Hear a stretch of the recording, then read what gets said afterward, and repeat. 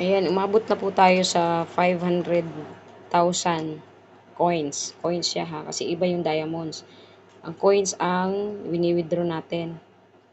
Ayan, 500,000 coins ang minimum of withdrawal. Ayan, ganyan siya.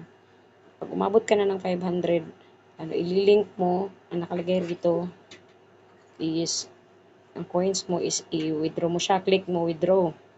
Ayan, withdraw. Tapos, ang kailangan mo is ibabind mo.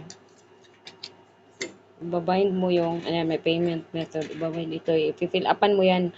Lalo na yung mga may, ano ha, yung may mga red dyan. Oh, ito, may asterisk red. Yung mga importante. Yan, lalagay mo yung ID card. Kunwari, ID card number. Your ID number. Lalagay mo yung ID number. Kung anong gusto mong ID, valid ID na ilalagay mo. Yan, lalagay natin yung ID number natin. 596. Pero itatakpan ko yan para ano. 1691 2437. Yan, tapos yung name mo. Lagay mo rito yung name. Yung nakalagay dun sa ano mo. Sa ID mo. Kung ano nakalagay na name sa ID mo. Tapos, ID card photo. Pipicturean mo yan. Please upload ID card photo. Yan, gagano mo siya. Tapos, pipicturean mo yung ID mo. Yan. Tapos, submit natin. Yan, complete. Ito naman tayo sa back page of your ID.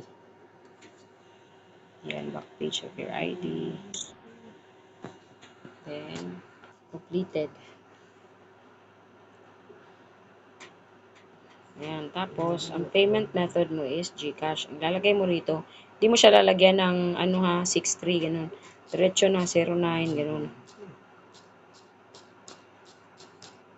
Ayan, tapos, payment name. Ayan, yung name mo doon sa GCash.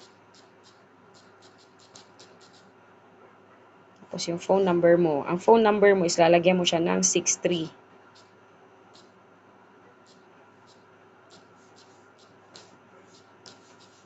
Ayan, pwede din pala siyang ibang, ano, payment account. Ayan, okay na yan. Tapos, email address mo. Lalagay mo yung email address mo. Then, submit. Tapos, ito na yung lumalabas. Ayan siya. Tapos, confirm mo siya. Pag confirm mo, ganyan. Tapos, ang gagawin mo is click mo yung all. Ayan, diba? Ayan, ganyan yung lumalabas. Tapos, arrive daw siya ng, may, ano, transaction fee siya ng, ang withdrawal amount mo is 300. Tapos, ang fee is 20 pesos. Tapos, tatanggap mo sa GCash mo is 280. Tapos, estimated arrive within 24 hours. Click mo yung withdraw. Yan, ganyan nakalagay. Then, check. Withdraw. Make sure nyo yan, completed na. Make sure nyo siya na tama yung mga na-fill upan yung ano, tama yung nilagay nyo doon na information para hindi siya magka-problema. Ganyan. Tapos, click mo rito yung yan, yung details. Ayan. Nakalagay pa siya under review kasi hindi pa siya pumasok. Pagka, ano, pagka pumasok na siya dun sa, ano mo, sa GCash mo, yan, makikita mo rito dito sa under, ano, lalagay dun successful na siya. Ito yung status niya. Yan, ganyan lang po ang mag-withdraw sa Mamo. Guide to sa mga, ano, yung, sa mga mag-withdraw. Ayan, careful ha, careful sa pag-fill up. Kasi baka magkamali kayo at magka-error pa yung withdrawal nyo. Magtaka kayo ba't hindi dumadating yung withdraw nyo. Kaya ganyan lang po sa mga hindi nakakaalam paano mag-withdraw. Thank you for watching and kung may mga questions kayo about sa Mamo app, ayan, i-message nyo lang ako. Ilalagay ko sa ano sa comments sa ano sa description yung social media account ko, Facebook account, ganyan. Para pwede nyo ako i-message doon pagka may mga questions kayo regarding about Mamo app. And tapos kung gusto niyo mag-join sa agency namin, gano'n.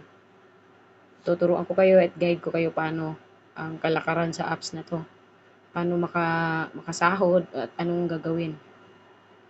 Sige po, salamat. At sa next video ko na po i-post yung mga ano, separate yun yung about sa host, about paano mag-live, ganun.